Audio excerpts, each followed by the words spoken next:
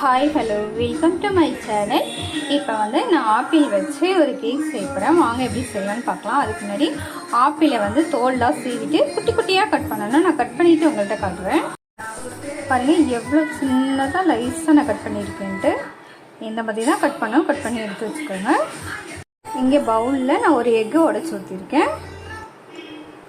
லைட்டாக சால்ட்டு, அப்புறம் சுகர், அப்புறம் கொஞ்சமாக வெனிலா எசன்ஸ்.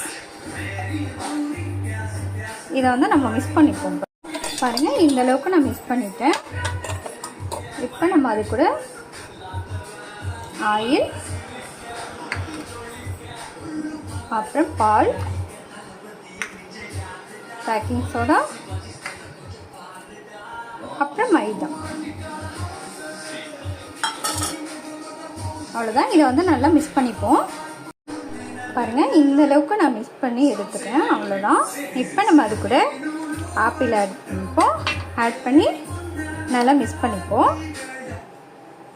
பாருங்கள் இந்த மாதிரி ஒரு பவுல் எடுத்துக்கோங்க. அதில் ஆயில் தடவிட்டு லைட்டாக மைதா போட்டிருக்கேன். அவ்வளோதான். இப்போ நம்ம செஞ்சு வச்சுருக்கதை அது கூட ஆட் பண்ணிப்போம். பாருங்கள் இந்த மாதிரி ஒரு ஸ்டாண்டு ஒன்று வச்சுருக்கேன். அதில் ஸ்டாண்டு வச்சு இது மேலே வச்சுட்டேன். தண்ணி ஊற்றக்கூடாது. தீயை கம்மி பண்ணி வச்சுங்க. ஒரு அரை மணி நேரம் வேக விடணும். மூடி போட்டு இது ரெடி பண்ணிட்டேன்.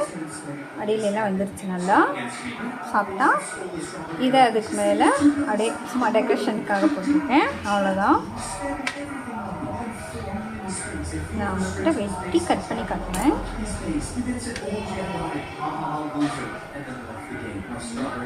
பாருங்க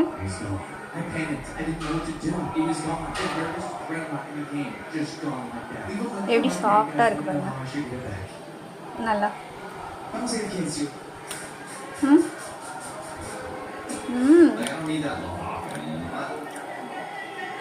செமையா டேஸ்டா இருக்குங்க.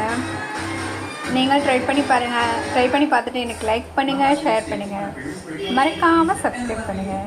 Thank you guys.